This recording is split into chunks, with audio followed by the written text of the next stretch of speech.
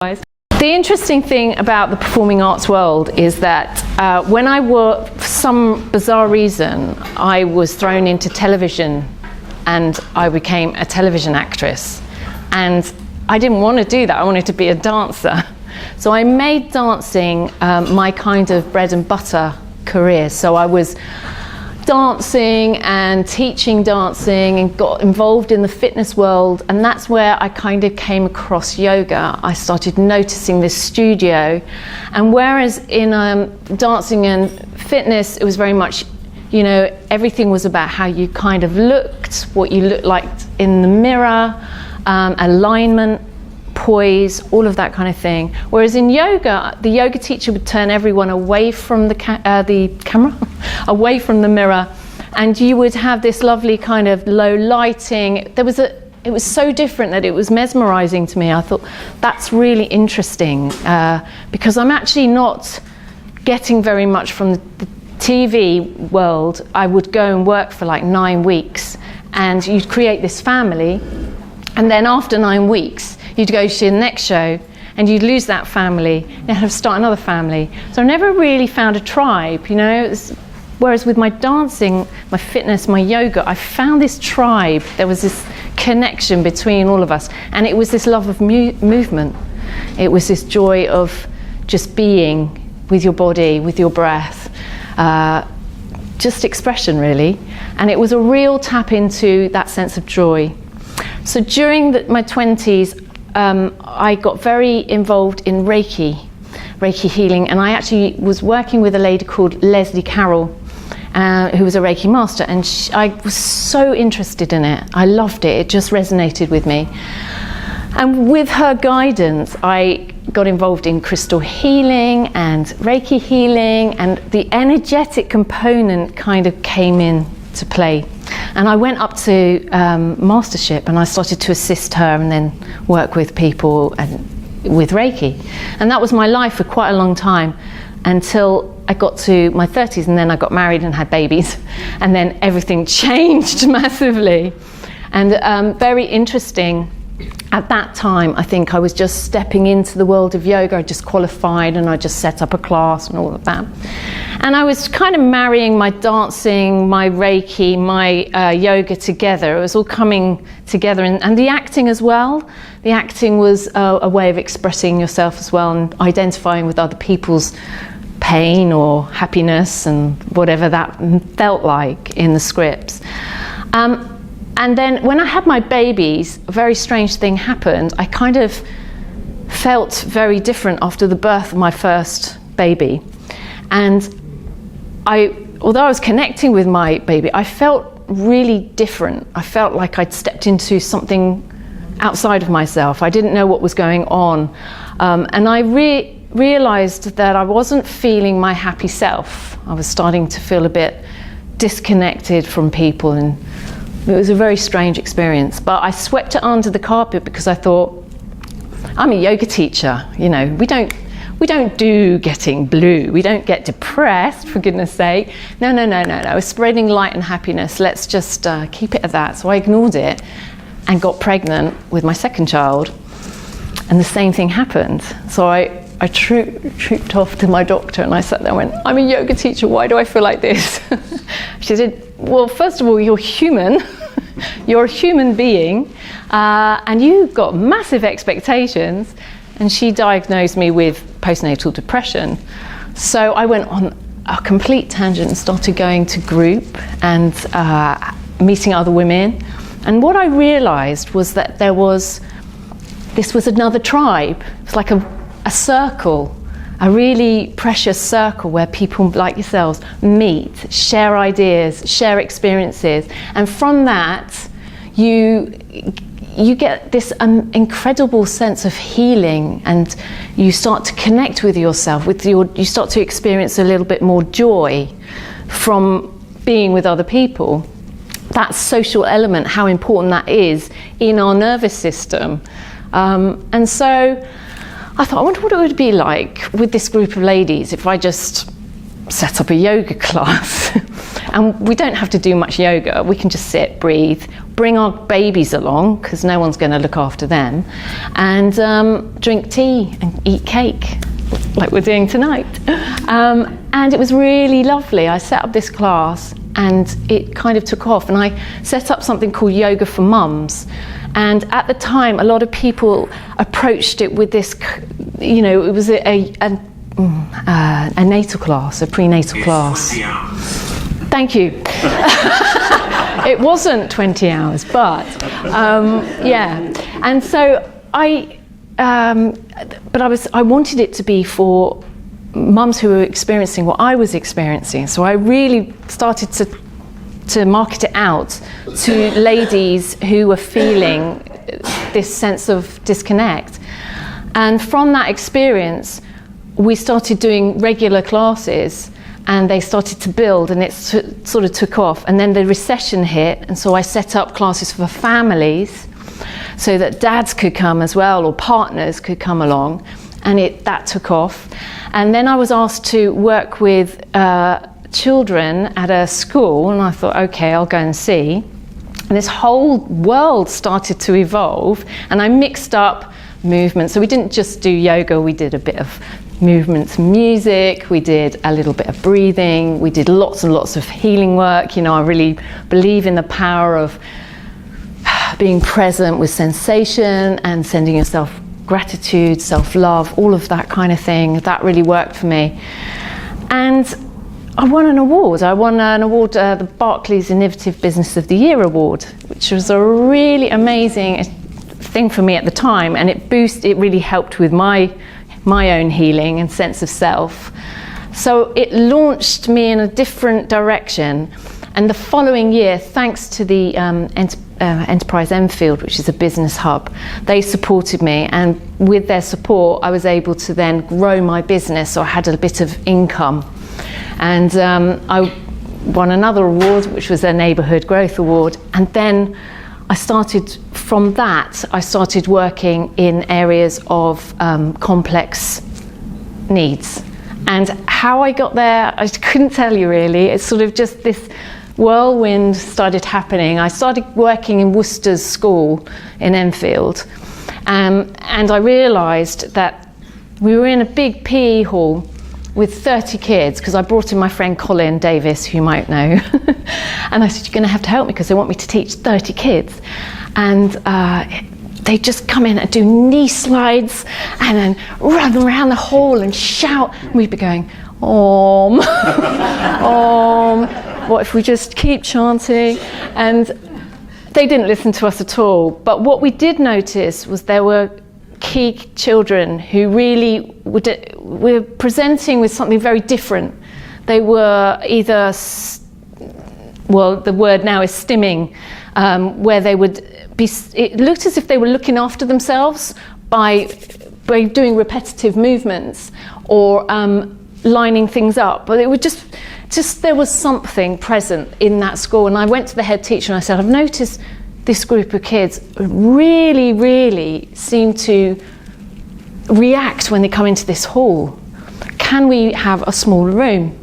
So we decided to take those particular children into a classroom and work with them. And it was hugely different. We started noticing that if we were talking too many instructions, get rid of that. Get lots of things to touch. And I know kids are like this anyway, but this particular group of children really enjoyed this sensory experience more than I'd noticed with other children who were just happy to please. You know, they'd be standing like this ready for their yoga at the front of the class, or look at me, miss, look at me. But with these other children, there was something really very, very special.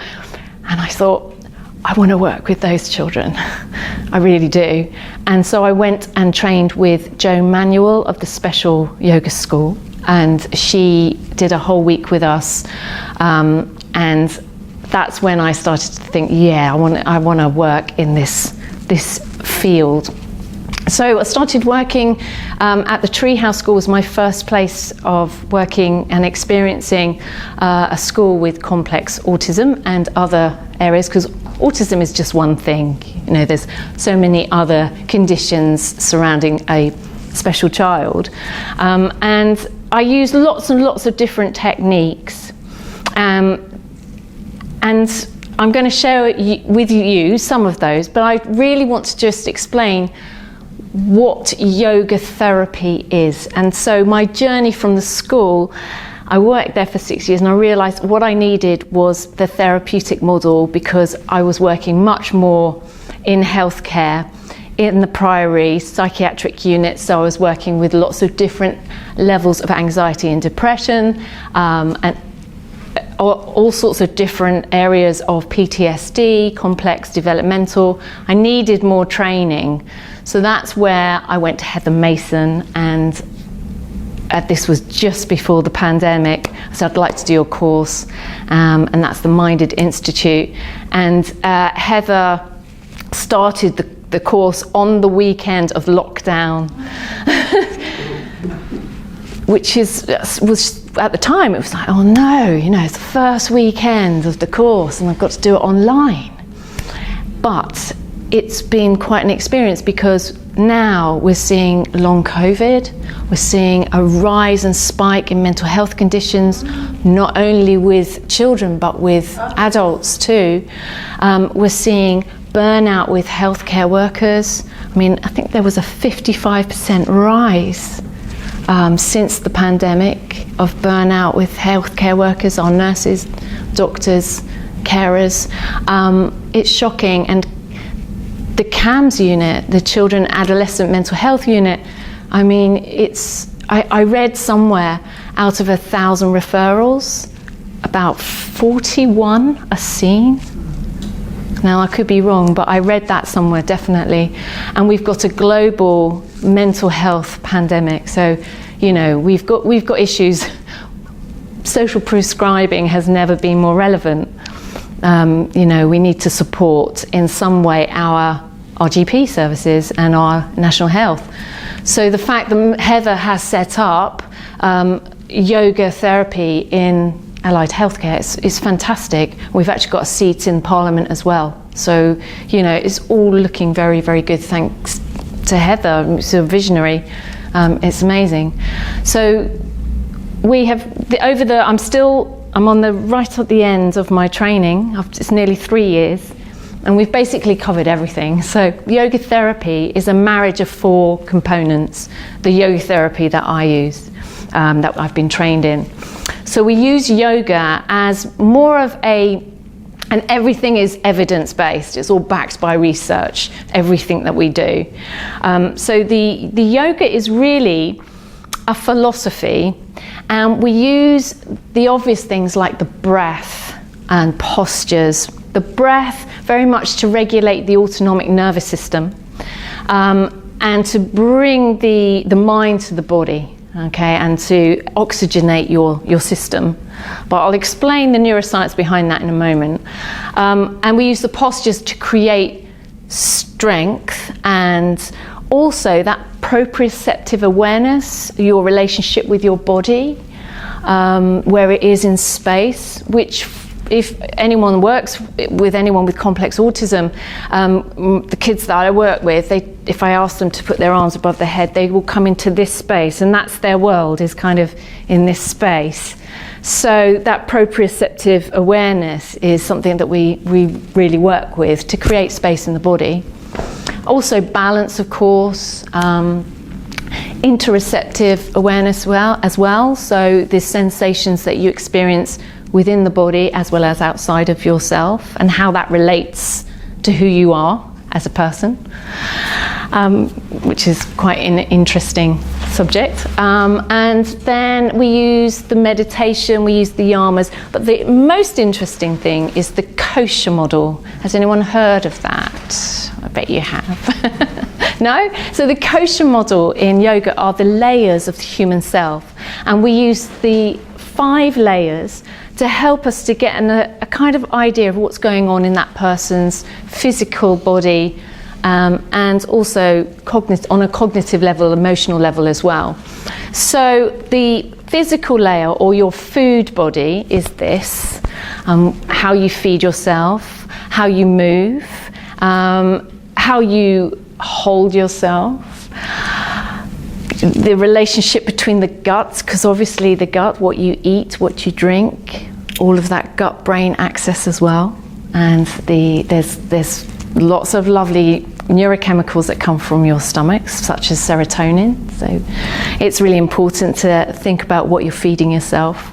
And then we go a bit deeper into the breath body. So the breath layer, pranayama layer, is very much about the autonomic system. So when we're breathing, obviously we've got agency over our autonomic nervous system. So the sympathetic and the parasympathetic nervous system, which regulate our energy. So, sympathetic is that thing, that the side of our nervous system that lifts us, gets us out of bed, gets us going, makes us feel good, releases a little bit of cortisol and adrenaline when we're excited or nervous speaking. And then you've got parasympathetic nervous system, which is more attached to the rest and digest. And that's much more about, how we regulate that excitement or the stress in our lives, and also assisting us coming down to sleep and rest and get a good night's sleep. So we're kind of looking for a nice little balance. It has its own rhythm, but we can actually use the breath to regulate it. So for example, if you all put your hand on your chest and on your belly, and then just tune in to the way that you're breathing. And notice... Is it different if you breathe through your nose or your mouth? It would be, yeah, definitely. So if you breathe in and out through your mouth, notice what happens to your breath. And you might start to feel a bit breathless. The breath may start to travel up into your chest and up in towards the shoulders. And you might start to feel a bit dizzy. But if you start to breathe in and out through your nose, you start to feel that breath dropping down towards that hand, hopefully around the belly. So this is kind of where your diaphragm is. And this diaphragm is like a little jellyfish. And it assists the movement of the lungs. But it also it's attached to your back, pelvic floor, ribs. Athletes breathe through the mouth and blow out, breathe through the nose and blow out through the mouth. Breathe through the mouth and blow out through the nose. Maybe. Because they use less water, maybe. Maybe. I don't know that, but I do know that the more efficient way is to breathe in and out through your nose. We have cycles throughout the day, nasal cycles, and they change. But if we breathe in and out through the nose, we will get a better volume of gas into the lungs. So you'll notice that if you breathe in, you tend to breathe diaphragmatically, and then when you breathe out slowly, it just feels very calming. And that movement of the lungs is very good for your heart rate variability. So we want nice healthy hearts. So the deeper that we breathe, the better. And it starts to have a nice calming effect on your nervous system as well. So talking about the vagal nerve, so vagal tone is something that we're looking to enhance, because vagal tone is from the brainstem all the way down, it attaches to your internal organs, and it's very much about giving a message to your nervous system that everything is safe. Like we did when we began, we were grounding our energy, and you can do that through the breath. You start to regulate your nervous system, and you start to feel safer in your body. And so when we're working with children with heightened anxiety, that's what we're looking to do.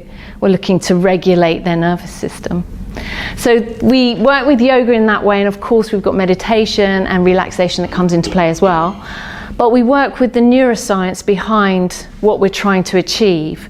So the neuroscience being that one thing we do have with regular practice is the ability to create those calming neurochemicals. When we're stimulated, the amygdala, the alarm bell in your brain, part of the limbic system, the emotional center, that kind of kicks off.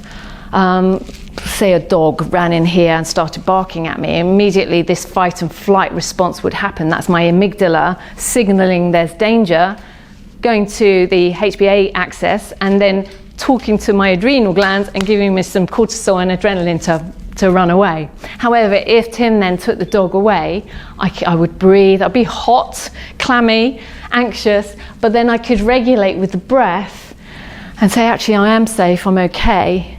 And that quells the amygdala, the alarm bell in your head, and it starts to relax your system and you can restore your system. But if you're in an anxious state, like COVID, for example, put us all in a kind of collective state of shock and anxiety, and for many, quite a traumatic time. And this worry that, will it happen again? Won't it happen again? Will I get ill? All that's an underlying rumbling of stress. So your amygdala, your alarm bell, your system is kind of prepping itself for that fight and flight all the time. So you're in sympathetic arousal. You're constantly, it goes beyond being kind of, I'm getting up in the morning, I'm going to do some exercise. It goes into something completely different. And then we start to have problems because we start to feel anxious because there's this overload of neurochemicals in the brain, like cortisol and epinephrine, that are now flooding your system. And if you're not regulating, then when you need that fight and flight, you're just exhausted. You just can't do it anymore, much like our nurses, doctors and healthcare workers. They're exhausted because they're on the go all the time. So they've got adrenal fatigue, most of them, I would imagine. So these techniques, yoga therapy, we can use lots of different techniques like the breathing, the breath work, meditation. We can use movements to create space in the body, to release that tension, to have a different relationship with our body and with our stress, and to mindfully bring ourselves back to what is underneath the mental emotional layers in the koshas, and that's your joy. And we want to plug back into that joy and have a joyful life.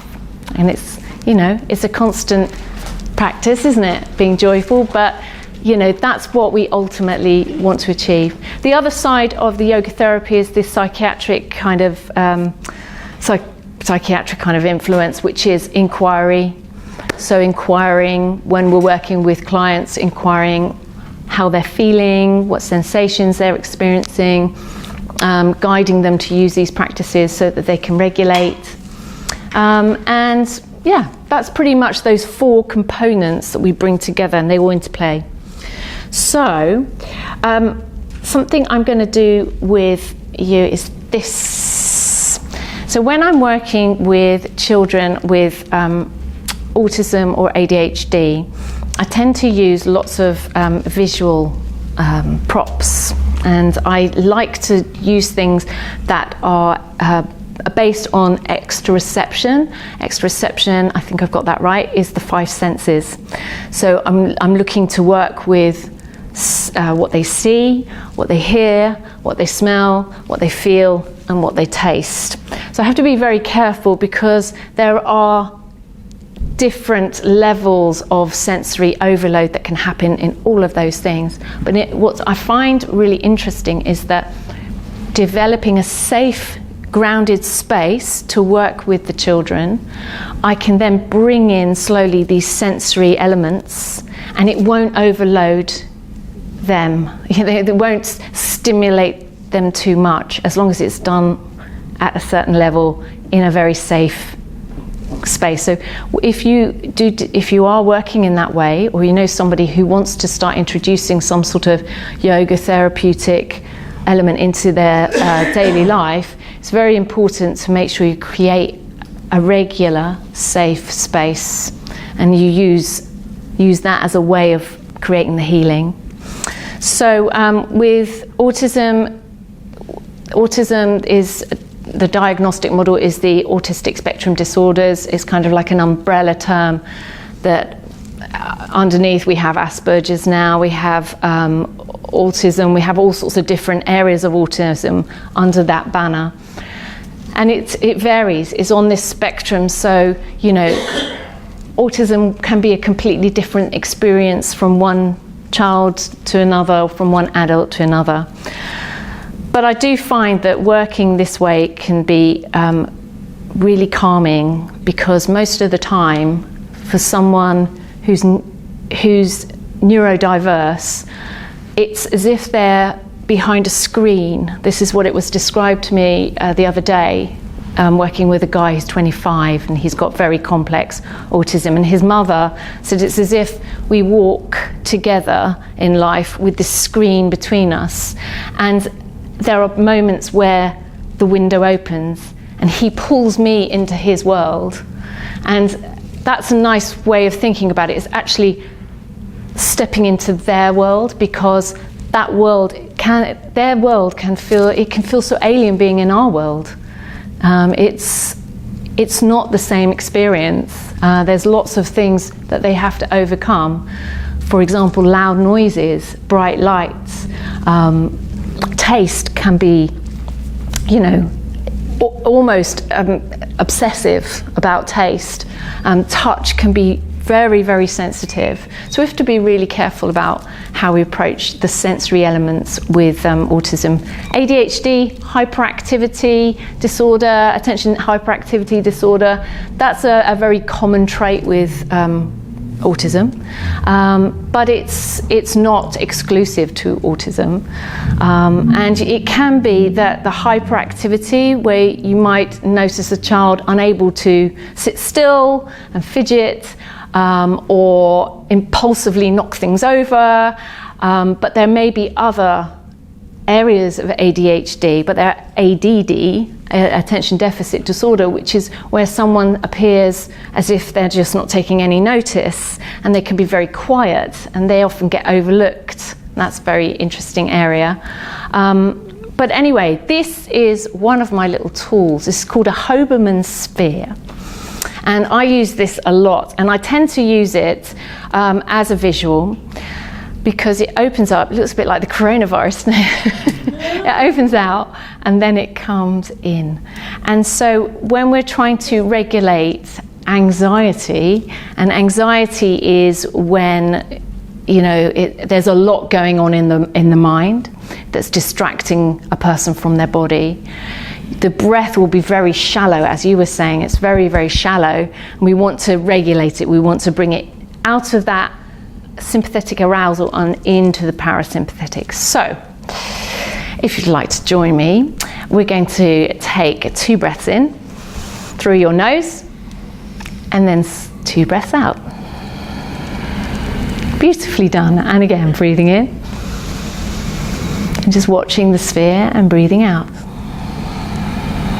And now we're going to take 3 breaths in and 3 breaths out.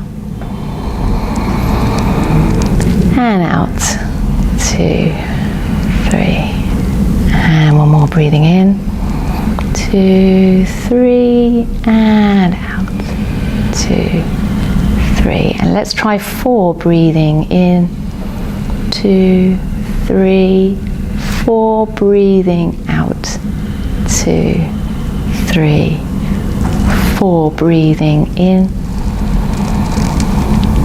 Sensations that you're aware of. Has anyone got anything that they're noticing? Feel going to sleep. Feel like going to sleep. Fantastic. That's the PNS. or my speech. Yeah. So you get that kind of calming down. I feel hyperventilating. You felt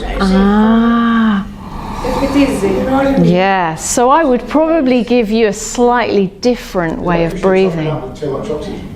You can do, but with practice and time, over time, you can get the hang of it. You've got to practice it. But you could take it slower. You could breathe in for 2 beats and breathe out for 4. And some people prefer to purse their lips and blow out across their lips. We call that golden thread.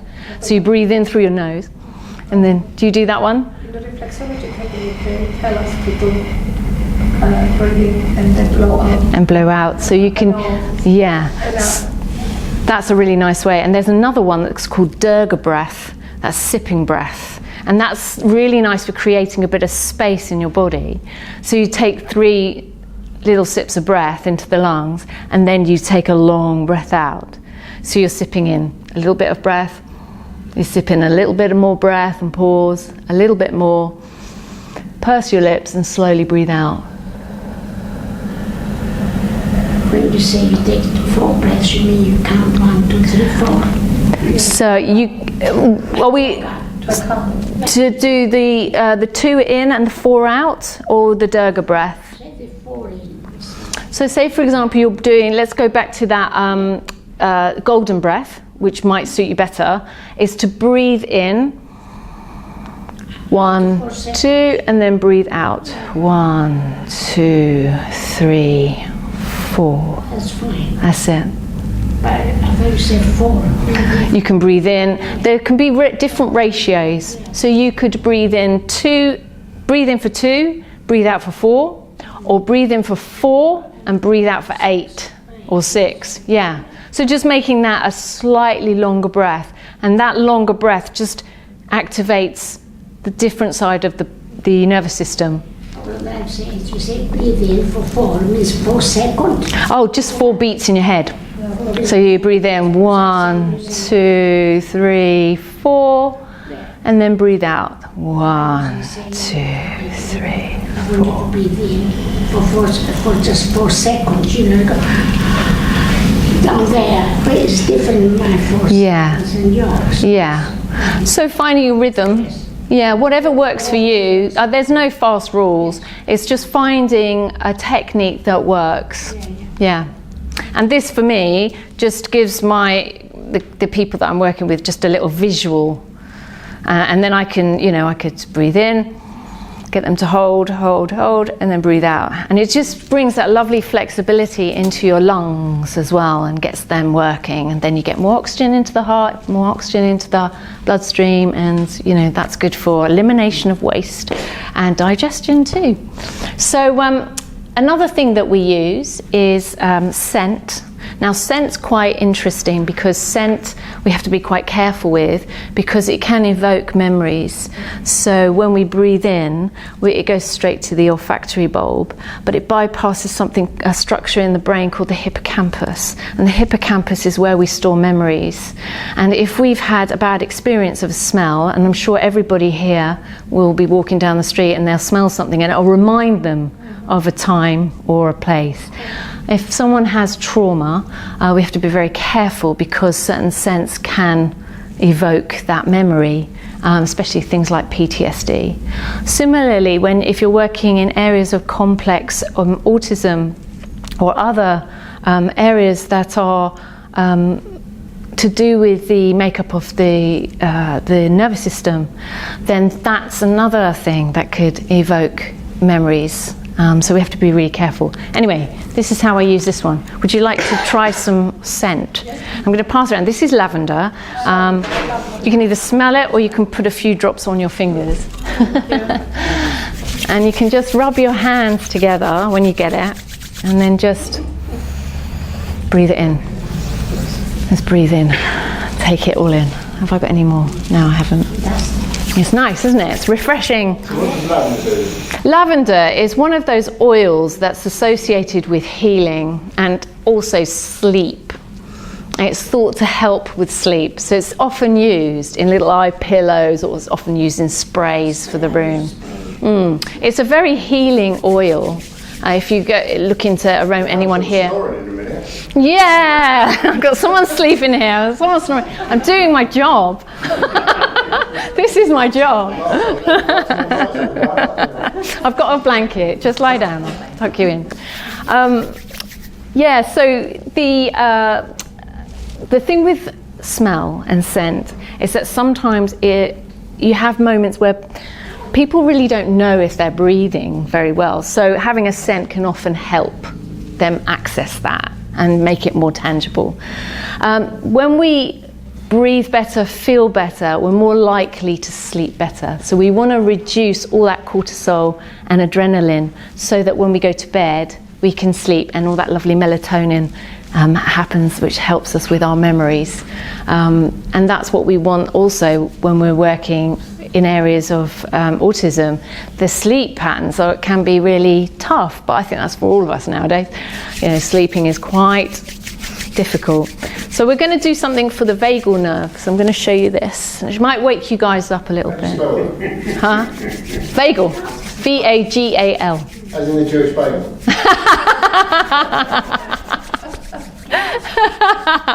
Very good. I'll remember that one. So take your fingers. Yes. Yes. You know the smelling salt? Yes. Lavender in. No, I don't think they have lavender in. Does it remind you? No. No. It's a long time ago people used to use them a lot. Yes. I use them now so much. Yeah, use that one. So we're going to go down the line of the vagal nerve here, and we're going to just stroke down the side of your neck. Is it both sides or just one side? We're going to do both sides. But you just massage. If you take your left hand to the right side of your neck and just stroke down. Can you use your hand or? Yeah, you can use your fingers like this. Yeah. Just massage, dig in, and then squeeze the top of the shoulder as well. So touch is a very important part of being in your body. We have that kind of skin around muscles which is called fascia, and it's sensory. It's thought to also be connected to things like pain. So by massaging you can release it. You want to try the other side? Just stroking your neck all the way down. You can just squeeze. And if you squeeze down your arm into your hand, and Could you just repeat that? yes, sure. So I'm just following the line of the vagal nerve, Yes. and it's just massaging your neck and any tight spots that you feel, and then just squeezing into the top of the shoulder. It does, doesn't it? Because when we get stressed, the accessory muscles pull up like this to make more space for that diaphragm to move, for the ribs to, to allow for more breath in the lung. So if you can relax these muscles, anxiety is usually held in the shoulders. And would that help with hiccuping? Oh, I don't know. Maybe. Maybe. The phrenic nerve. Ah, Phrenic nerve here. maybe. Patients were hiccuping the nerve. That's interesting. Oh, thank you. Didn't know that. Yeah. So our last one is going to be a bit of sound therapy. So this is my singing bowl, which you're probably familiar with. And I find this really helps to hold attention. And the idea is that I'll play my bowl, and we listen to the bowl, we really awaken to the sound. Is it better with your eyes open or eyes closed? Close your eyes, better experience. And you're going to open your eyes when you can't hear it anymore.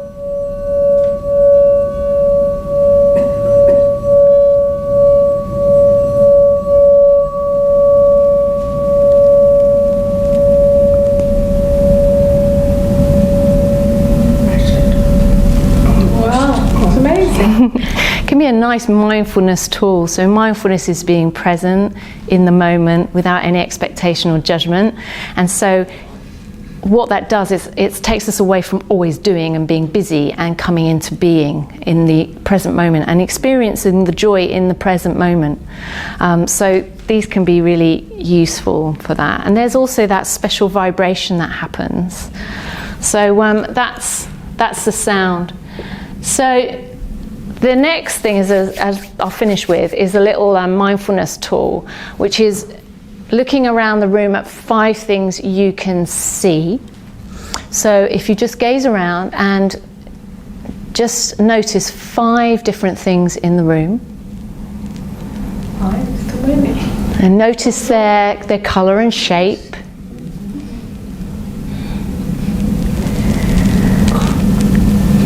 And then notice 4 things you can feel or touch. So there may be longing for that cake in the belly, and the belly's going, oh yeah. So notice little gurgles and sensations, or the clothes against your skin, or if you're feeling cold or hot, but also maybe the pressure of your bottom against the seat or your feet on the floor. Just notice 4 things you can feel or touch.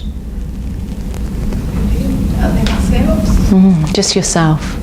Yeah.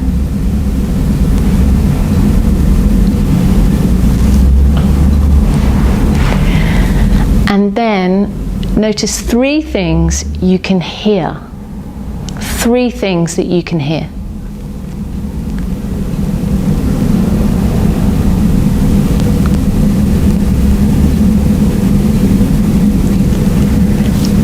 things you can smell.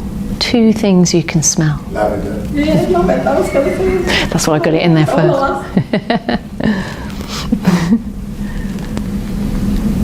And then one thing you can taste. And in that moment, you sort of bring yourself back into the present moment. What can you taste? You wish on the cake and But you can taste it. And there's the dopamine going. The dopamine, just the reward system's going, oh yes, I'm anticipating that. That's a good point, actually. Dopamine is your reward centre, and it's actually, there are studies. Pardon? Where's the dopamine? Dopamine is parts of your brain. Do you know where? Yes, I think it's something nigra. But anyway, it goes to your basal ganglia. It's in your brain, and it goes from the brain stem and up to the basal ganglia. Am I right, Tim? Sounds good to me. Basal ganglia. So I know that because it's to do with balance. There's balance and movement, basal ganglia. And basal ganglia, the dopamine can be affected by Lewy cells. The cells can be by Lewy protein. It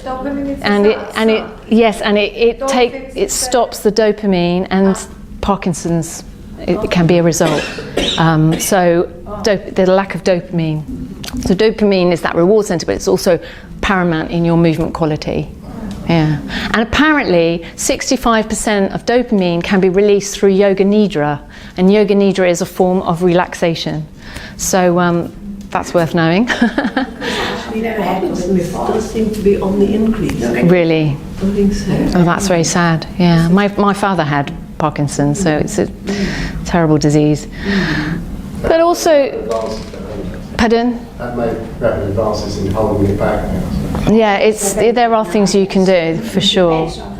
And movement, I've worked with people with Parkinson's, and the movement is something that brings them great kind of sense of self. That's another big part of exercise and yoga and that sort of therapeutic approach. You get a sense of self, who you are. Also, just to let you know that there's a global neurotransmitter called GABA, and GABA is inhibitory to glutamate, which is excitatory. So glutamate, if we have a lot of stress, the brain will be kind of on fire and the limbic system takes over, so the middle brain, your emotional centre, and the upper higher cortical structures kind of switch off and we can't think straight. So with regular practice of breath, and it's a practice, if you practice it, when you're in need, you can invoke this calm, and hopefully you get more release of GABA, which helps to calm your system down and regulate everything again. So again, that's really important for our children with high-end anxiety. Something I found out, that ASD is the most funding goes to autistic spectrum disorders than any other disability in the UK, which I thought was quite. And I think that it's because there's a big rise in autism because of the diagnostic model. And so that we need the funding, we need the research. It's sad. Does anyone know what causes it? Well, there's lots of theories. One is the thought that there's a higher level of testosterone when the baby's growing, and it's very prominent in families, so it's genetic. There's more disposition for twins. So it's mainly a genetic condition. Yeah. Early diagnosed now. Pardon? Early diagnosed as well. Early diagnosis, yeah. So that's another thing.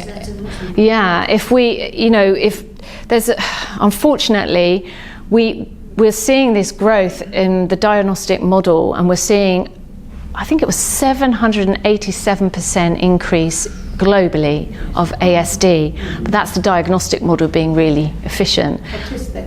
Of autistic, yes. But genetic as well. And it's genetic, yeah, pretty much genetic. But girls are now being diagnosed during puberty, because there seems to be more of a social element with girls, and they're able to mask it a little bit more than boys. So as you're going through that developmental stages, when we come to puberty, it's a little bit harder to mask. So girls are now being diagnosed, so that's why we've found an increase. But also autism within adults, that, you know, late diagnosis, that's happening too. But if we can get early intervention, and we can, with any child, develop these lovely therapeutic techniques that they can use, I really feel that we could really change the way children feel about themselves, how they grow up in this crazy old world, and how they can regulate their nervous system and feel more regulated and less overwhelmed. So, any questions at all? What, cerebral palsy children? Cerebral palsy. I don't know enough about that, if I'm honest. Yeah. Yeah, it's for, yeah. With classes, what sort of duration do they cope with? That's really good. That's a really good question. So I tend to do things where I have lots of breaks. If I'm given an hour, I can do a little 10 minutes, depending on that child's engagement. And then I'll have a break, and we'll come back and we'll revisit. So I tend to stagger it, unless I'm really lucky and I have a whole 60 minutes, but that's really rare. Yeah. And do they get into it? I mean, is it something that they enjoy? Does it grow on them, or do you find they go the other way and try and avoid it?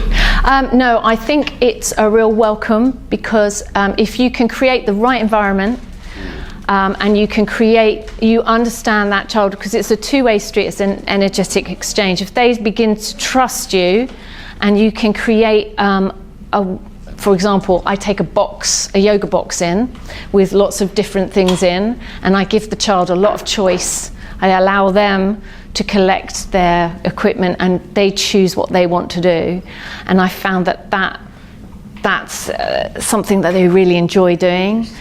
But it's such a different experience being able to regulate, because most of the day they're not regulated at all, unless they're at school in an environment which can help that regulation, or at home. But going out, doing activities can be really challenging. But yeah. We're hearing more about late diagnosis in adults in the media, and there was a program on the radio the other day about it. So how would you treat an adult? So I'm working with a young man who's 25 at the moment. He doesn't go out at all. He's in his family are just incredible. They're all his carers, and so is it complex? Your question, was it more about complex autism or Asperger, that sort of higher functioning way of living? It was ADHD. ADHD. Yes. All right. So autism and hyperactivity disorder. I don't know too much about the level of diagnosis, what that diagnostic model. Did you ask me if? Could you repeat your question? That'll be easier. I have autism in my head at the moment. I'm thinking about that model. Tell me about ADHD. Well, it's just that I keep reading about it and hearing about it in adults. Right. Okay. Piqued my curiosity because of your talk, and there was also a program on the television about someone who was living in a very cluttered environment, and she was diagnosed with ADHD, and she said that she got involved in something and then dropped it, so she couldn't sort of finish anything. And it led to a very disorganised environment. Yeah, there's some really interesting research that suggests that actually ADHD can be a learned behaviour. A learned behaviour, yeah. Oh. So there is a genetic component to it, but it can be a learned behaviour. So for example, we in our society now tend to give children a phone at a very early age, and the idea of our social media is a lot of swiping. We take in a small amount of information rather than taking in the whole information.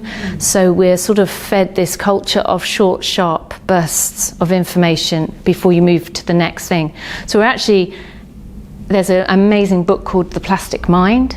I can't remember who it's by. I think there's Dalai Lama's involved in it.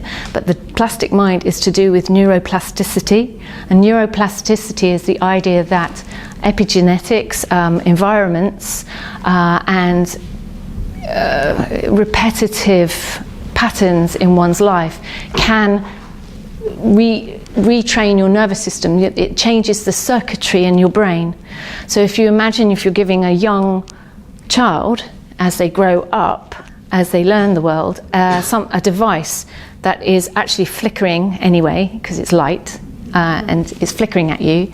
So you've got that stimulation. It stimulates the sympathetic nervous system. So if you think of a tiger crawling through the grass, and there's a little rabbit there sort of sitting eating its carrot, the tiger, his eyes are very fixed, but they're actually moving quite fast and stimulating the nervous system and the fight and flight response so that he can attack and catch. The rabbit's sitting there and his eyes are going, doom, doom. It's nice and peaceful and happy, and he's in parasympathetic awareness, for want of a better word. So what we're doing with our kids with these devices is it's flickering, so their eyes are fixed and moving very fast, so it's stimulating their nervous system.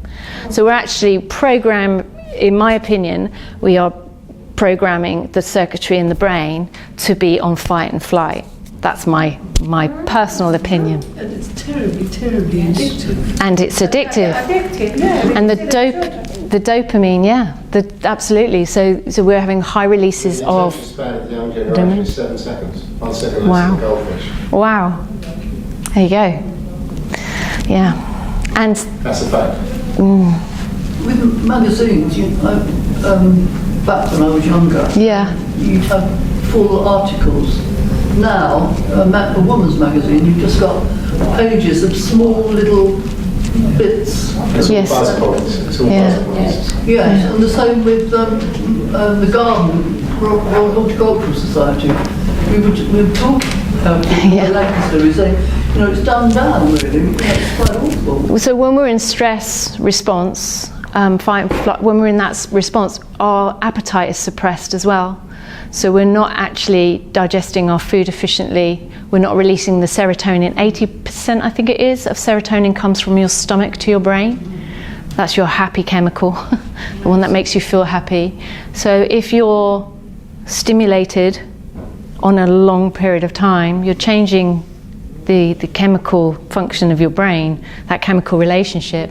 So yes, it's not good, Just as another analogy of that, the fire business, no hot stove can have an intro longer than 15 seconds now before it gets to the hook. It's sad, isn't it? You can't have any long intros anymore. Yeah. So, this is where, techniques that encouraged calm, rest and digest, to encourage you to be in yourself, not external. I mean, we've got an external culture, that we've created. It's very external, and it's disconnected from this kind of thing. We were all, I would imagine most of us here didn't know what a mobile phone, we didn't have mobile phones. We went and climbed trees, or we didn't have all that choice of fried food or takeaway food. We didn't have all that. So we remember, thankfully, a time without it. Shelling peas. And you had to get up to turn the channel, and you had 4 channels. Oh my God! 4? Yeah. What are you talking about? Luxury. We had 4. Yeah, and it turned off, didn't it, at 4 o'clock or something? Yeah, those were the days. Something to turn on to about. I have to tell my daughter about her children. Yes. The boys a lot. But if you imagine, children are doing this anyway. Imagine the kids who really need our support, who are so vulnerable, and they need our support. Imagine what they're experiencing. No wonder there's this rise in sensory processing conditions, and that's separate now from the neuro-diverse community, there is actually sensory processing issues going on. People don't know what they feel. They're so stressed, they don't know what their body's doing. That's very dangerous, you know. It's very dangerous not knowing what your body's doing. And you're so stressed, I've got to get out of this hall, I'm so stressed, and you flip over, or, you know, you don't know what your body's doing. So teaching ourselves about our senses again, coming back to our senses, we can hopefully start to tap back into what our purpose is, and what our purpose is to tap into the joy and look after one another. You know, that's my thoughts anyway. Any other questions? Yes? You mentioned the sort of food component earlier on. How big a part does what people are eating nowadays play in all this? I think it's pretty huge, actually. There's a big the gut-brain axis, which I don't know enough about, but I know a little bit. The microbiome is changing, so we're not digesting our food quite the way we should. We're not absorbing the nutrients in the same way that we could, because we're going away from natural foods and we're having processed foods, or lots of salt anyway. Know that? Yeah, that's right, because you're feeding the gut microbiome with particular nutrients, and that will affect the makeup of all the trillions of bacteria. Absolutely. So that suppresses your immune system. You know, it puts enormous pressure on your immune system, and if your immune system is compromised, then your heart is compromised. You know, the function of your heart, you know, because the proteins from the liver. Some of the more complex areas of autism, you tend to find that they're not getting the same nutrients because they're not eating the food. They often only eat particular foods, don't they? Yeah. That's. Do they only eat fast food? Well, I don't know about fast food, but for example, I know a young boy I work with who only eats baked potatoes. You know, there's a that's part of the condition. There's restrictive and repetitive patterns, which is a component, as well as communication and social elements. The restrictive patterns, that kind of only doing this and only eating certain foods, can be part of the condition. Yeah. What about a lot of people when they're stressed, they eat? Junk. Or other people, when they're stressed, they don't eat. The majority of them, they're stressed and they eat more. Yes, or drink. Yeah, people self-soothe, you know. They feel hungry if they're stressed. Yeah. They feel hungry at the same time. Must be something wrong with their nervous system. Well, yeah, stress will release cortisol and adrenaline, which, you know, it suppresses your appetite. Most people do not suppress their appetite. Most people eat more when they're stressed. Some people do, don't they? Like COVID. Is it pica as well? Pica? Where an obsession with the mouth and food and taste, I mean, over COVID, most of the people put on weight, kilos and kilos, because they were stressed, they were eating. Self-soothing. Yes. Yeah. Yes? I'm intrigued, being a very well-informed human being, yes, average person, how do you approach your own family and diet? Oh, there's one. Well, the only... You've got 2 healthy I've got 2 healthy children, thank you very much. Oh, yeah, thank God. Yeah, 19 and 21. Wow. So, I'll come here again.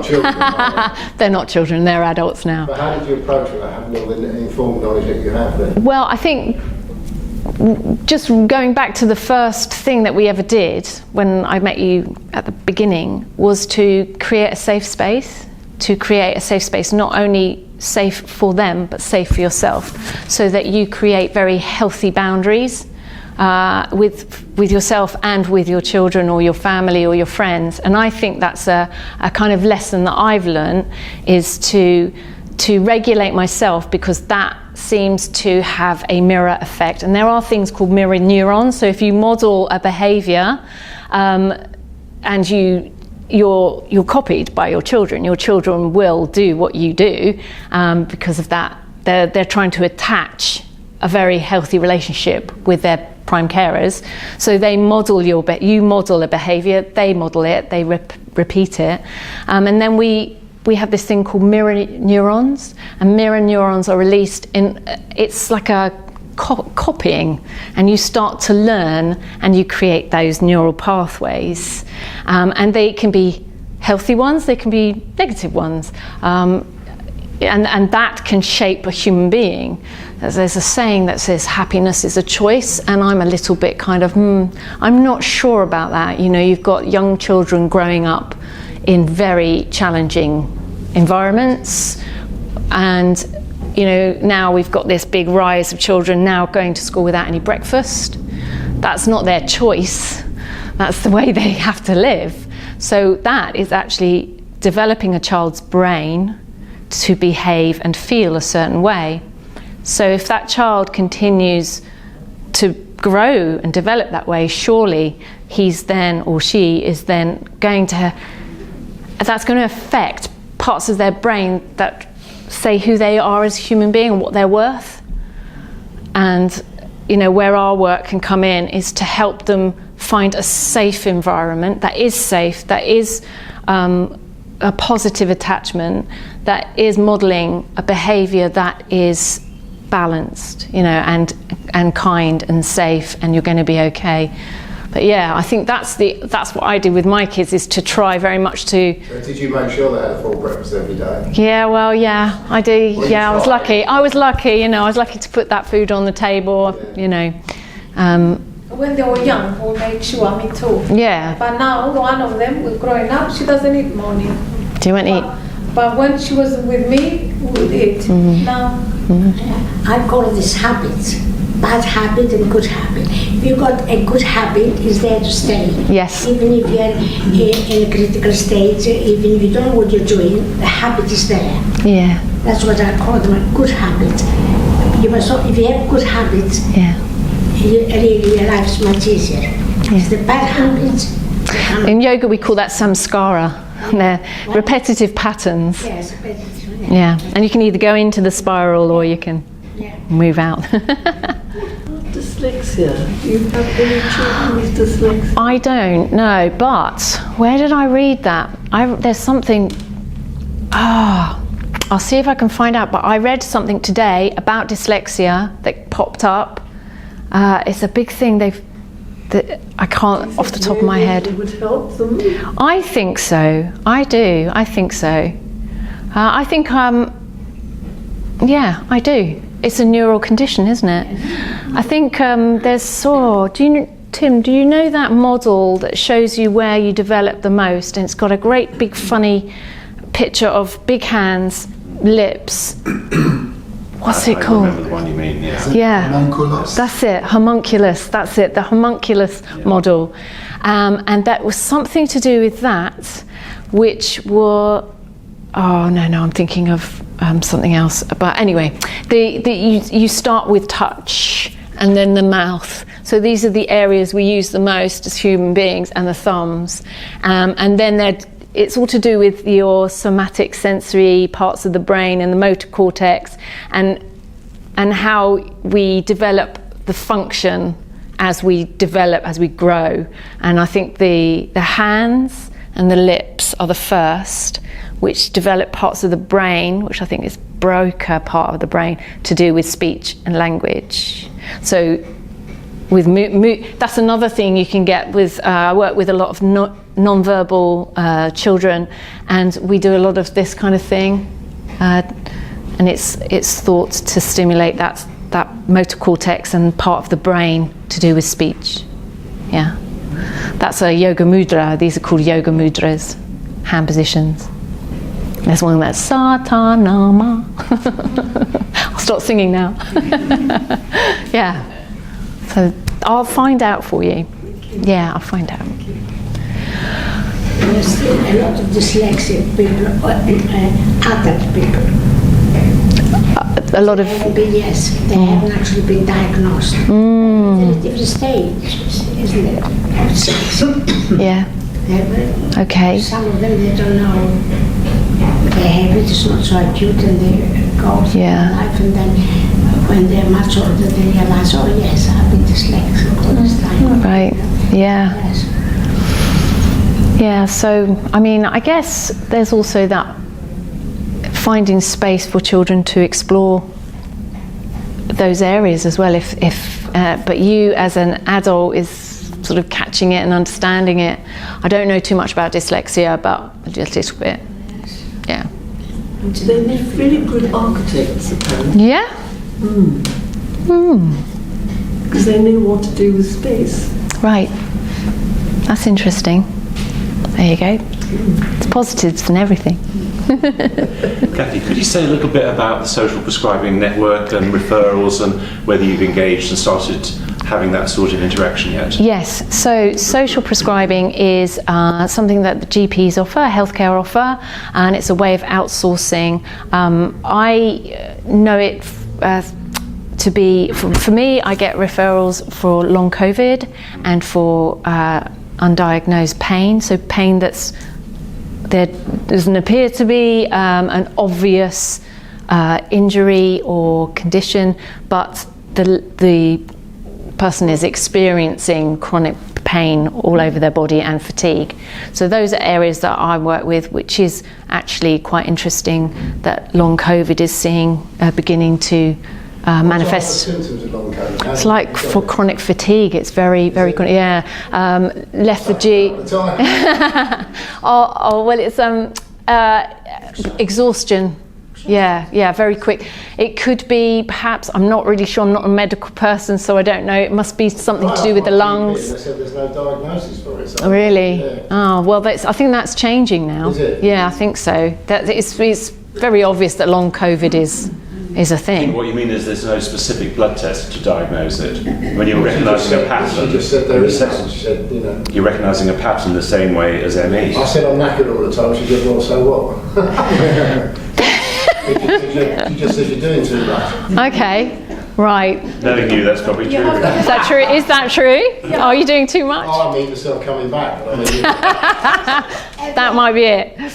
You have COVID, of course. You have COVID. a breathing technique, isn't it? Yeah, you can do the Durga breath for long COVID. That's quite nice to create the space. But in the social prescribing, things like, there's dance, there's lots of activities that a GP may feel that person could be referred to do.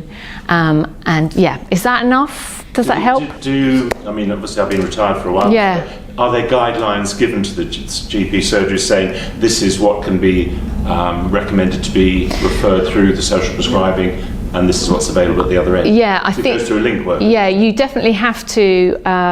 You have to be qualified for a start. There's a little screening process, I believe, and that's all I know. I get it through private hospital. My work comes from there. Private. I mean, it was by the NHS. NHS. This is it. Yeah, I think I don't know how that's It developed. hasn't started yet, you're saying, Yeah. in the area. Yeah, right, hasn't it? Well, no, I'm asking you. Oh, in Enfield. Oh, yeah. No, I don't know. Don't know that Not information. getting referrals then through. I'm getting GP. referrals through the Priory. Yes, So those, so it's private. NHS. NHS though, I would imagine that it's completely flubby. Yeah, they do know about social. Yeah, it's definitely happening. Yeah. It's not so. Yeah, I'll see if I can find out more information about that. Yeah. Yeah, my referrals are through the organisations that I work with, but social prescribing has been going since 2007, 2011, is it? Something like that? Well, I'm not sure whether it's taken off. I mean, it wasn't happening when I was I retired in 2015. It's definitely. So social prescribing is to do with GPs will have they will outsource patients, if that's the word. They will recommend, so for example, yoga therapy, I won't be part of the GP healthcare team, but if I'm on their system as a qualified yoga therapist that can help with long COVID, for example, or autism, then they will refer the patient to me. We started to do that, but then it all died away. We started it, and COVID just... I mean, normally this would be a contract set up by what used to be the PCT or the commissioning group. Yeah, it is a commissioning group, yeah. So it wouldn't be the GP surgery as such. They would be told this is what's been contracted for this year. Right, yeah. So okay. They'd have to contract with you. That's not happened to me then. Per annum or something like that. Yeah, that hasn't happened. Voluntary, because we had in our centre we started to do a few things voluntary. The doctors and the nurses started to volunteer. There was like drawing and this sort of things, different things. But it was voluntary. They didn't pay anything. I think this is a really good point, because in the private sector things seem to move quite quickly, and in the sort of local community it's such a different story, isn't it? It's something we're obviously very keen to hear about, so maybe we'll hear a bit more in terms of what's happening on the ground level from Leanne when she's Zoom. Would you be able to come and join that? I'd love to, I would really love to. That'd be great. Okay. But I must find out from my colleagues in the area what they know about it. I can find out a lot, actually. I could find out something as well from Heather and her team, definitely. What areas are included in social prescribing? I know at one point they were looking at gardening, weren't they? Were they? Well, I think that sounds really healthy, actually. I think there's Capel Manor. They've got something going there, haven't they? Most of the students in there. Then there's, Capel Manor, I know that they have vulnerable adults that come along and work with them. Things like that. Gardening, tennis. Doing that for years. My wife was involved with doing signing, supporting deaf. Oh wow! Girls as well who were doing a course at Capel Manor. Wonderful. There to support them. Wow. Some years ago. Yeah. I remember. Voluntary. Sorry. It was a voluntary, you mean? No, she was being paid to help these deaf people. I'm not absolutely sure much more about it, but I know that she worked there at Capel Manor. So quite a bit about gardening in the process. That's good. There's all sorts. There's dancing, and there's even fitness. I know that there's fitness on the fitness clubs and things, but there's all sorts of different Be good to know what's exactly available in this area anyway. In this area it would be, I remember way back we used to be able to refer people to the David Lloyd Club by referral, but it didn't last very long because of the budget. It's always money, isn't it? It's such a shame, They've also been taken over by a brewery now, so they're not interested. So. Oh, I didn't know. I think they've been sold. Have they been sold on again? Yeah. Probably another So I'm guessing we should stop and have a cup of tea and cake. Thank you so much. Thank you very much. Further you want to talk about? What's the difference between yoga, ordinary yoga, and yoga therapy? Brilliant. So yoga classes are you can have group classes or one-to-one classes, and usually you'll have a generic pattern to it. So it'll be exploring breathing techniques, postures, inversions and meditation. So they'll be quite sort of obvious. Yoga therapy is combining, it's very person-centered, and it combines 4 areas. Well, my particular way of working does. So it will combine aspects of yoga, mindfulness, elements of psychiatry and the neuroscience, but it's all evidence-based and designed to support healthcare services. So that's the difference. So, for example, my work at the Priory supports the talking therapies, or my work at Treehouse supports what's going on in the classroom. So it's very much coming in, and it will be really listening to what the individual, it's usually individuals that you're working with, and you'll be really listening to their nervous system, tuning into that and devising something that will help them regulate and engage better. That's how it's different. Even yoga has changed a lot now. Yoga is completely different than changed and they changed again. It depends on the ability. Yoga's actually, Yes. yeah, the word yoga actually means sun and moon is union of the mind and the body through the breath. The key is the breath.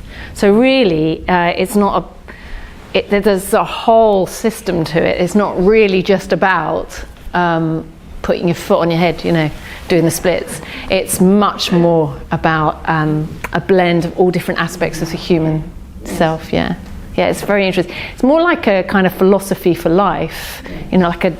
I think the ancients created it as a way of, it was their kind of way of dealing with health, The chakra system, for example, is aligned to the endocrine system. The koshas, the physical aspects of the self. So it's quite an interesting exploration. Yes. How do you I'm not quite sure how to ask the question. Obviously, you talk a lot about chakras, and I've heard of that word before within yoga. How does that relate, or does it relate to the understanding of energy lines in the body that come about through Chinese medicine and in Tai Chi? Because what you talk about, the nerve going down. Oh, the vagal, yeah. I mean, in Tai Chi, all the time we're being told this point on your body is connected to a. This shows how I understand about it. But it does sound very common. When I see pictures of the human body with all these, it's like acupoints, isn't it? They're all over the body. And I think we're sort of, whoa, where does all this? How does it sort of relate to what I suppose in the way that in Chinese medicine this goes back sort of hundreds and thousands of years, and obviously yoga is similar. I know tiny little bit more about Tai Chi than I do about yoga, but I guess the things in yoga go back hundreds and thousands of years possibly. Oh yeah, thousands. And the understanding that sort of came through, how do they sort of relate together? I got a fair understanding. My personal belief is it was almost like a medical system. And if we think about breathing and the autonomic nervous system, so the ancients believed that there were energy channels in the nostrils that linked to your nervous system. So the left nostril was very much linked to the parasympathetic, which is the rest and digest part of the autonomic nervous system, and the right nostril was the sympathetic arousal. We do alternate nasal, definitely, and that's to mimic nasal cycles as well, because we don't just breathe out of both nostrils at the same time, and you can actually test your breathing in the morning, and it can be quite interesting at the end of the day as well, because you notice if you're a bit blocked on one side than the other. But that's interesting because it's two channels. We think of the vagal nerve as well, different parts of the autonomic nervous system, and this in yoga we have Sushumna, the governing vessel of energy, which is the spine. But you just think about that information that's coming up from the body, the bottom up information and top down information, and all your senses coming into play. And then the chakras were following the glands, the endocrine system, so the sexual organs, adrenals, tell me if I missed one out, was the heart, thymus, thyroid, pineal, pituitary, So it's just following that vessel, and each one had a kind of, you see, the ancients worked very much holistic approach, which was slowly, I feel, we're coming back to this idea that certain parts of the body can represent a psychological function or effect.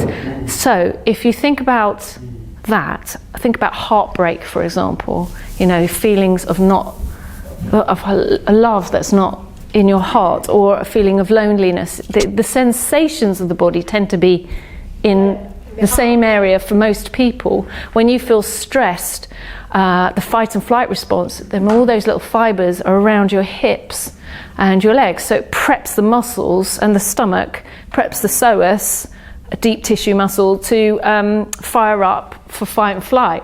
So a lot of people, if you're very stressed at work and you're at a desk and you come home lots of back pain, that could be linked to this sort of stress that we're collecting. If you're not breathing properly, throat gets tight. Yeah, throat problems. Not having a voice, for example. If I feel, and I hope I'm not going to offend anyone here, but I meet a lot of women who suppress the way that they feel because they're worried the way they're going to be viewed, whether that's a cultural thing or not. And so there's a suppression of your heart, your real heartfelt thoughts. So all this clogs up here, and then we get tension in the head. But that's just my opinion. It's a much more increasing situation now exponentially because of social media, isn't it? Yeah, I think so. Young. Yeah. Especially young females. Yes, it's an image thing, isn't it? It's part of how you feel about yourself, or what the collective, what we read. For example, you mentioned about magazines earlier, and you go to a female magazine and it's all about a celebrity's cellulite, and what they're wearing and what they've done with their face. It's awful. And then you go to a man's magazine and it's about cars and muscles. It's also physically enhanced images as well. Yeah, it's terrible. So this all has an effect, and it's stored somewhere in the body. It manifests in the mind, and we behave, our mood is affected and our behaviour is. But the idea also is these nadis, these running, these energy channels. And I wonder, because there's thousands of energy channels in yoga. If they're using different words in yoga, but describing. Maybe they were on the same thing. Yeah, it was very, very similar, isn't it? I mean, even the Western idea of aura, for me, that's like almost the koshas, the kosher model in India. But the nadis, something that I find interesting is the idea about fascia being sensory, and a sensory element to your fascia. That's like the skin around your muscles, and relating to other parts of the body, so sending information to different parts, and it could be linked to chronic pain. But I'm not sure. I mean, I don't know the research behind that. Have you heard of anything like that, Tim? Well, I think we've had talks from Bowen technique therapists who are working specifically on the fascial level. And certainly that makes sense in that that's how their therapy works, by working on the fascia. Right. But going back to what you said, Tony was saying about the chakras, just put in my Hapeth, the human energy field, which is when you first said koshers, I was thinking about Jewish food. I don't know why. Oh yeah. I got diverted there. I knew what you mean when yeah, the human energy field. I mean, it's particularly relevant to talk about human energy field because that's the terminology used by Barbara Brennan. I'm sure you know Barbara Brennan. So I would refer you to read a book called Hands of Light. Love that book. Really fantastic, and it actually describes the different, what should we say, defects or changes or alterations in the human energy field, which then cause physical effects. And the chakras she describes as being like the transformers, where there's the interaction between the human energy field and the physical. So they're sort of junctions, if you like to call it that. And there's a fantastic video which I've got linked on the ECNH YouTube channel by Anadia Judith, which is a visual representation of the chakras, which I would recommend if you're interested in looking at it. Yeah. Spinning Wheels of Energy. That book's amazing. Hands of Light. I love it. One of my first books. What's the name of the book? The book's called Hands of Light. Hands of Light. I was interested in what you're saying about long COVID. Yep. I read an article in the newspaper. I have no idea the validity of this, but with ME, this article was saying that there isn't, or there hasn't in the past historically been that much research money into the effects of it. I think they just felt it was. I mean, it was called yuppie flu at one point. Yeah. I mean, that shows how people would trivialise it. But with the advent of similar symptoms in long COVID, there's now a greater interest in putting money into research into the area, because they're realising the sort of similarities and wondering, you know, what's going on, sort of thing. I don't know, it's just something I read. Yeah, definitely. I mean, the ME and chronic fatigue are a similar family, aren't they? But yeah, there's lots of research being done on that now. And because it was, I don't know, some people felt that people were making it up, you know. Right, so psychologically, it's definitely not. But it is, I think, chronic fatigue, chronic pain, there's sort of parallel similarities to it. But hopefully we'll get... Chronic pain can give you, you know... Yeah, it's exhausting. It's really exhausting. Chronic fatigue, you know, there is usually with chronic pain, you know there is.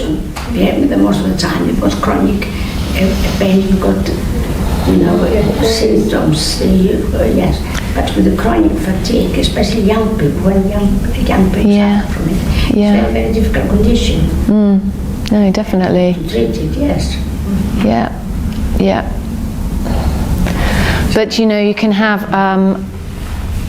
a PTSD, for example, and have chronic pain that's related to a psychological function as well, you know. It just goes to prove that the mind and the body are not separate, they're working together. There is a two-way street, and it's important to treat it that way. So you mentioned long COVID and yoga therapy. Yes. What sort of approach do you take for long COVID?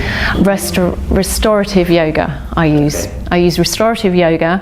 Obviously it depends on the individual, but I will do lots of resting postures to restore. So yoga nidra I would use. I'd use lots and lots of nice balancing breath work. Nothing that's too activating. So you think Kapalabhati, for example, I don't think we need to be doing that. Very, very gentle stuff, similar to things that you would do for asthma, any lung condition. So not putting a lot of stress on the lining of the lungs, because that's where the COVID problem is. But I would do restorative postures. So lots and lots of lying over bolsters, opening poses to just lift and create a bit more space across the chest and the ribs so the diaphragm can move and the lungs can fill. I would do tapping techniques. I would do healing, a lot of affirmation, maybe journaling and gratitude. Those elements I would put in. I would also invite the client to explore a different way of being during this time and explore what joy they could find in their life other than the focus being on the long COVID, because that can happen if you've got a disease or a condition, that condition takes over your life. So sometimes just having a place where you can step out for a bit and find something else to bring your attention to. And I think with the people that I work with long COVID, they really value that time to just be relaxing, because there's always that feeling that they shouldn't be, that they should be better and that they should be back on top of things, and it's all in your mind, and all of that conversation we have that beats us up, negative self-talk. So it's just giving permission to move away from that. Don't worry about it. Let's just relax. You have permission in this safe space to relax. Just be how you want to be. Generally that's one-to-one, is it? Yeah. You do that at your own base? Yeah, my own base, yeah. Where I've got all my equipment. Where is your base? My base is in Enfield. I've got a little tiny studio that I use. More specific? Near 40 Hall. Oh, right. Yeah. I've got a little card here you can take if you want one. So if I was coming to you, yes, clients, and I want to be more vital and energetic, what would you start? I'd get you on a treadmill and I'd give you the... but only for you. I work out and exercise every day anyway. So. That's good. Yeah. That's it. Good. No, I exercise and run and jog and play squash do anyway. So. No, that's it. You were saying you were exhausted. Who was saying you was exhausted? What else would you prescribe me? What would I prescribe you? I'd probably do the opposite of what you do. Right. I'd get you to try Yoga Nidra. Don't you swear at me. It's a yoga sleep technique. I used to like doing yoga. Last week you lie on the floor and relax. I start snoring when I get up. Yeah, that's what I'd get you to do. Oh, excellent. And some long holds. Long holds are really good for dispelling stress. Yes. Yeah. Yeah, because the brain hasn't got time to do anything. Give us some examples. Okay. I'd give you the warrior. Oh, excellent. Yeah. Do you want to join me? Yeah. Let's all do a bit of that warrior. Come on. Hey! How long to hold it? 3 minutes. I do the one we stand on one leg for 30 seconds. Oh, Guinness Book of Records is 72 hours on one leg. I do that twice a day. How many people stand on one leg for 30 seconds? Not many. Lengthens your life. Just do that twice a day. Lengthens your life. It does. Yeah. And it also increases your balance and mobility. That's warrior pose. So you maintain it for 3 minutes. Ideally. But no, I don't do that with my clients. It sort of moves, I'll say fairly quickly, but people normally move. Yeah. It's almost like Tai Chi, isn't something it? else, don't they? You can, yes, you can have, again, it's depending on who you're working with, so it's person-centered. So if, for example, I've got someone who's very anxious, ADHD, for example, I will give them a flow. I will give them a movement that goes from one to the other, and I'll just keep them moving. Right, yeah. But if I'm with someone who's, for example, extremely anxious, chronic anxiety or depression, I would probably bring them into a place of being.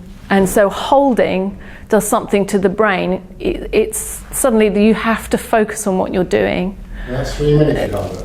Well, you can go up to 3 minutes, yeah. If you've got someone really not being in their body, because by holding something, you've got to be in your body, and changes happen by holding. But it depends on who you're working with, not everybody. That's very similar to Tai Chi that you're talking about, just slowly going through movements, isn't it? Yeah, Tai Chi's wonderful. Yeah, Tai Chi's a really lovely way of moving with your energy and being in the moment. Yeah, it's gorgeous. She says, I don't know what I'm doing. I know horse. It's all about the breath. The breath follows movement, or movement follows breath. I can't remember what it is.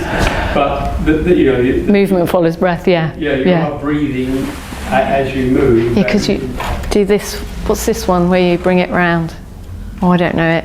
Something like that. That's it. Stroking the dog, isn't it? Yeah. What do you personally do? What do I do? It's funny because I used to do a really family, kids growing up. I used to do a very strong Ashtanga practice back in the day. Helen knows that. I used to. It's just very strong, dynamic moving all the time for a couple of hours, and it's jumps and stuff. But then, as I've got older. That's changed, and I actually benefit a lot more from being very mindful. I do a mindful practice, I do a meditation practice. Can you give some examples? So I will, before I meet anybody, whose phone is that? Sorry. Before I think it's really important you do I call it mindful transition before you meet a client, so that you shift your own baggage and you're in a good space and you're not bringing all your stuff. So I will sit, before my client comes, I will do a little bit of walking meditation. So I'll walk around my space, breathing, and then I might do a little kind of stretch and mobilize, and I'll just check in with my body, how I'm feeling. If I've got pain anywhere or I've got tension, then I'll stretch myself out, and then I will sit and I'll do coherent breathing. Coherent breathing is that steady breath. 5 minutes, 10 minutes, yeah.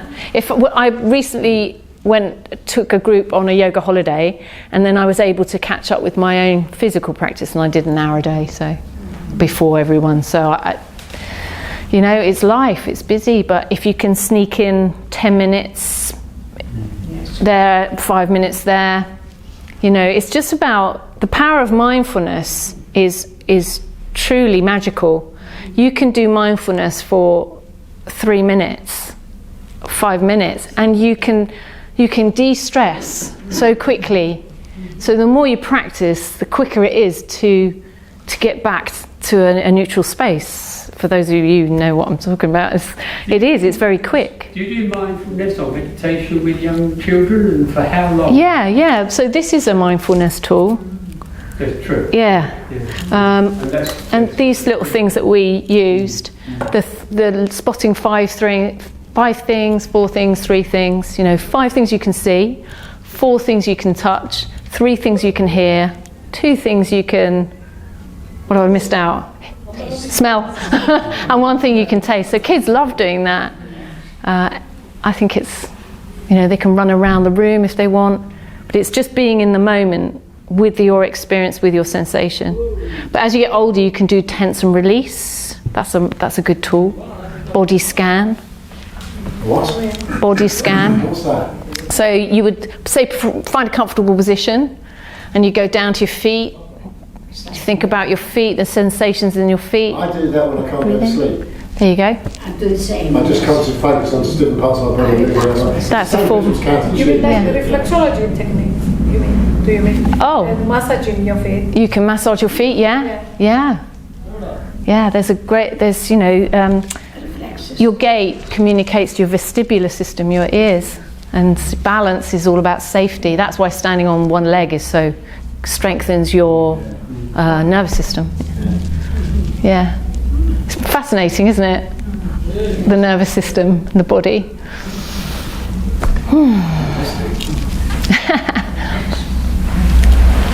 Are you all wanting to go home? You said they'll be home doing it now. Shall I bang the gong? Yeah. Right, you ready? One last time. Okay. So just close your eyes. And just take whatever you heard today, whatever landed for you, that's what you're going to take home.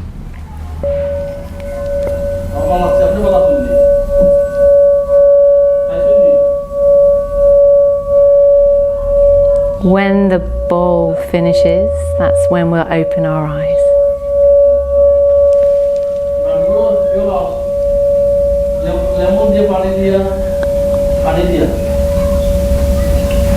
It's a short one. What's that, a short one for you? It's amazing how that noise. Yeah. A little thing. You can get some beautiful bowls. And this is a special tool. Is it velvet? It's kind of like a suede-y. Yeah. It's really pretty, isn't it? They're called, well, that one isn't, but there are little Tibetan singing bowls, and they're really beautiful. You can go for golden bars. We can go for a big one. Where you find this sort of? I think this was, I've got 3, and they're not like this, they're all different, but they were gifts, but you can find them online. Or Is it special for your?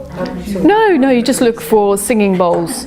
And if you go up to Cruise Hill to Web of Dreams, they have them up there. There we go. Web of Dreams up at Brown's Village at Cruise Hill. It's one of the nursery type places there. Well, it's still there before they build on it. And is that Lynn's place, Lynn Saunders? Next door to it. Right, okay, yeah. Open Thursday till Sunday, 12 till 4. Oh, yeah. And you'll be supporting a very good local business, so that would be a good idea. Yeah. Well, Cathy, thank you so much. You're so welcome. Yay.